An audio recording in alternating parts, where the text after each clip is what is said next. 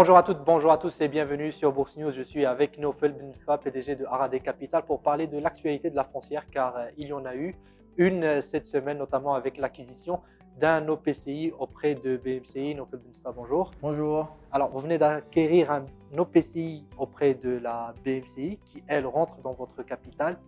Est-ce que c'est une opération qui est stratégique pour vous? Est-ce que c'est une opportunité qui est arrivée comme ça? Vous vous êtes dit, je vais la saisir. Parlez-nous un peu du contexte de cette opération. Bonne question. La réponse est oui et oui. C'est une opération stratégique, mais c'est aussi une opportunité qui s'est présentée. C'est un privilège de pouvoir faire une transaction avec un locataire aussi important, une institution bancaire sur des bouts long terme. Et donc le fait de pouvoir les séduire d'abord dans la séparation des murs et de l'opérationnel, ça c'est la première étape. Et deuxièmement, le fait de pouvoir les avoir en tant que locataire et en même temps en tant qu'actionnaire et partenaire de développement. Donc c'est vraiment une opération qui s'inscrit dans un esprit de partenariat entre les deux institutions et nous en sommes très ravis. Très bien. Cet OPCI, qu'est-ce qu'il contient actuellement? Aujourd'hui, le véhicule contient une centaine d'agences bancaires de la banque et bien sûr qui sont louées avec des bouts long terme en faveur de la banque. Et donc ça représente, à peu près sur combien de mètres carrés? ça représente à peu près 22 000 mètres carrés GLA sur plusieurs villes au Maroc. Je pense qu'on est sur plus d'une quinzaine de villes, 17 villes au Maroc, mais avec une bonne concentration sur Casarabas. Je pense 60% à peu près du portefeuille sur Casarabas. Il y a eu, les chiffres sont publics, il y a eu pas mal d'informations qui ont été publiées sur la création du véhicule lui-même lorsque ça a été fait.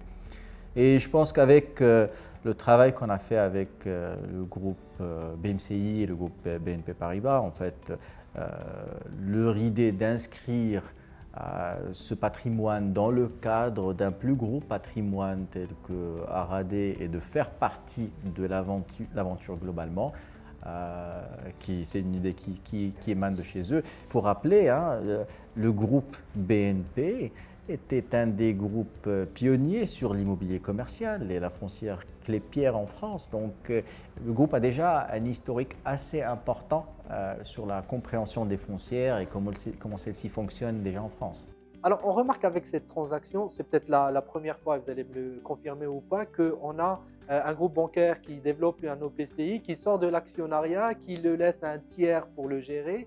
Alors, peut-être qu'il en est actionnaire de manière indirecte à travers vous, mais je pense que c'est la première fois qu'on a eu ce type d'opération.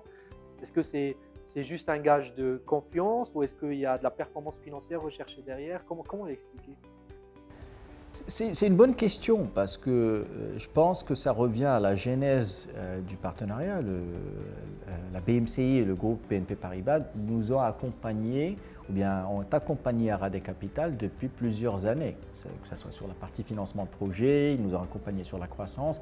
Donc ils étaient assez familiers déjà avec notre métier, avec ce qu'on était en train de construire bien avant l'introduction en bourse et bien avant les augmentations de capital que nous avions effectuées.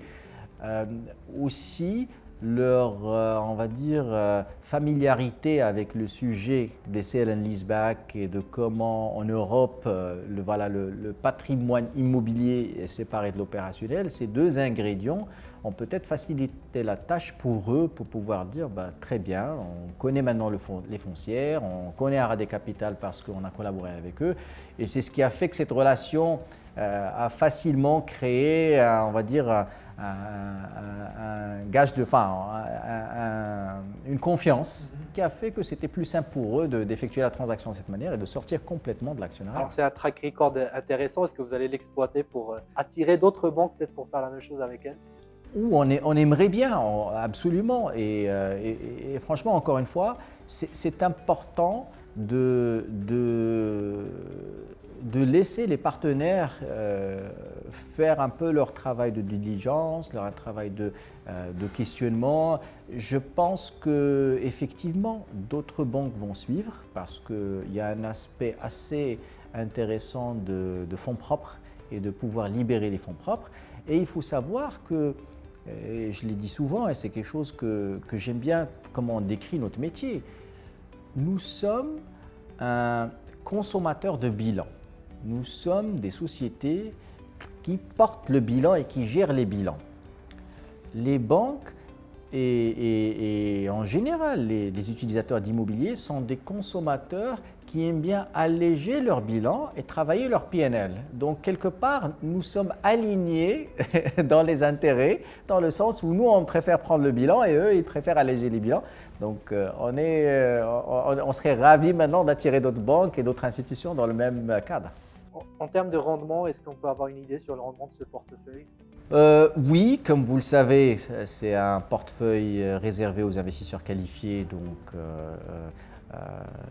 le détail actif par actif n'est pas disponible, mais globalement, le rendement s'inscrit dans le même range de rendement que nous avons sur le portefeuille d'Araday Capital, autour de 8,7-8,6%, qui est un peu le rendement moyen d'Araday Capital. Donc, on est dans le même range. C'est pas... De toute façon, l'agence bancaire ou n'importe quel autre utilisateur, lorsqu'on parle de pieds d'immeuble bien positionné, bien situé, avec un locataire 10 ans ou longue durée, avec des fondamentaux solides, vous allez trouver que le marché marocain commence un peu à s'unifier. On n'est pas sur une disparité énorme aujourd'hui des taux de cap ou bien des yields ou des rendements qui sont faits pour du retail pareil. Donc, prêt-à-porter, bancaire ou autre, c'est des métiers assez assimilés aujourd'hui sur le patrimoine. Très bien. Investir dans cet OPCI, combien ça va représenter en termes de chiffre d'affaires additionnel pour Araday Capital? Pour le côté chiffre d'affaires, ça représente à peu près aux environs de 15% du total chiffre d'affaires. De toute façon, les calculs sont simples quand vous voyez le montant et le rendement, c'est dans ces environs-là. C'est une belle opportunité pour Araday Capital parce que du coup, au-delà du groupe La Belle Vie qui constitue un actionnaire important et un patrimoine aussi avec important, là on a un deuxième anchor, on va dire, et un deuxième investisseur et locataire solide, bien entendu avec plusieurs autres et un portefeuille assez bien granulaire. Entre les deux partenaires, ils constituent un peu plus de 50% du chiffre d'affaires global, mais c'est vrai que ça fait un peu diluer la quote-part La Belle Vie en montant à un autre locataire de grande qualité dans le patrimoine. Ce qui est important pour nous, la diversification d'exposition était toujours un objectif clé. La vérité, on s'était toujours dit que La Belle Vie et les enseignes La Belle Vie allaient dans les 2 à 3 ans, baisser en dessous du seuil de 40%. Là, on l'a fait d'un coup, et en une transaction. Donc, on est un peu en avance sur le business plan, mais on est vraiment ravis. Notre objectif de diversification est important et on est en train d'y arriver. Alors, vous me tendez la perche puisque vous parlez d'une avance sur le business plan. Aujourd'hui, est-ce que les objectifs que vous aviez proposés dans la note d'information liée à votre introduction en bourse, est-ce qu'ils sont dépassés? Est-ce que vous êtes tellement en avance qu'il faut oublier ces chiffres-là, passer à autre chose? Parce que 15% de chiffre d'affaires en plus d'un coup, c'est important. Non, bien sûr, il ne faut pas oublier les chiffres. Ce qu'il faut retenir quand on voit les chiffres que nous avions dans la note d'information, d'abord, il faut rappeler le contexte. C'est que cette note a été développée ou bien que l'IPO a été fait pendant une période très difficile de la pandémie, octobre de l'année dernière, novembre, lorsque nous étions sur les estimations du pipeline du chiffre d'affaires, il y avait pas mal d'incertitudes. Et donc, c'était un peu difficile d'estimer que ce soit le chiffre d'affaires de 2020 ou bien les résultats de 2020 ou bien le pipeline et son évolution dans le futur. Donc, à ce moment-là, nous n'avions pas, la vérité, inscrit ce projet ou bien cette transaction dans la note d'information parce que c'était trop tôt. Nous n'étions pas suffisamment avancés et nous n'avions pas encore la visibilité nécessaire pour pouvoir l'inscrire. Donc effectivement, c'est une transaction supplémentaire qui ne figurait pas dans le pipe. Et l'impact qu'elle a est assez important à comprendre parce que, en fait, il y a une grande différence entre des projets de développement qui, normalement, génèrent un rendement au bout de la 2e ou la 3e année, ce que nous avions principalement dans le business plan et dans le pipe, ou bien des projets de sale and leaseback, comme celui-ci, qui génèrent un rendement immédiatement. Donc, effectivement, pour l'année 2021-2022, ça veut dire automatiquement une différence notable sur la rentabilité du patrimoine et du sous-jacent et qui n'était pas là dans le cadre d'une construction et de développement de pipe qui allait se faire sur une période de 2 ans. D'habitude, et pour bien expliquer cette idée, quand vous développez quelque chose, ça met du temps à se mettre en place. On est quand même dans de l'immobilier, même si c'est de l'immobilier professionnel, et donc il va générer du rendement après quelques années. Là, c'est immédiat avec cette OPC.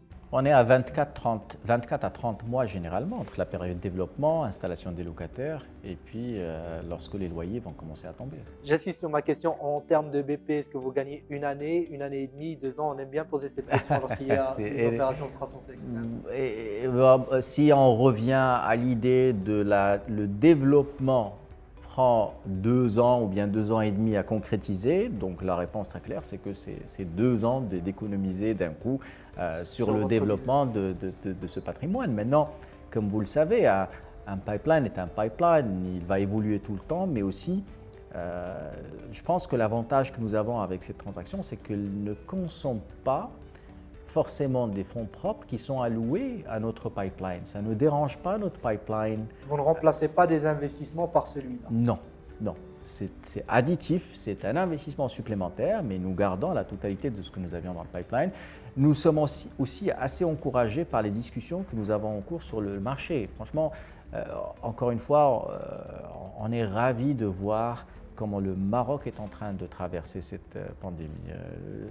C'est comme la nuit et le jour, franchement, entre septembre, octobre et ce qu'on voit sur le marché aujourd'hui, on voit de la croissance qui arrive, on voit des acteurs qui sont toujours dans le besoin de mètres carrés supplémentaires.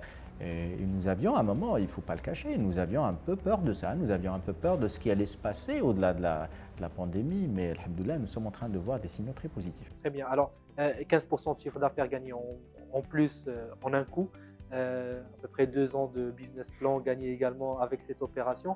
Pourtant, on voit que la valorisation boursière de Haradi Capital n'a pas beaucoup bougé avec cette opération. Est-ce que vous avez un commentaire sur le comportement de votre cours de bourse? C'est une bonne question. On ne se la pose pas beaucoup, je vais vous dire pourquoi.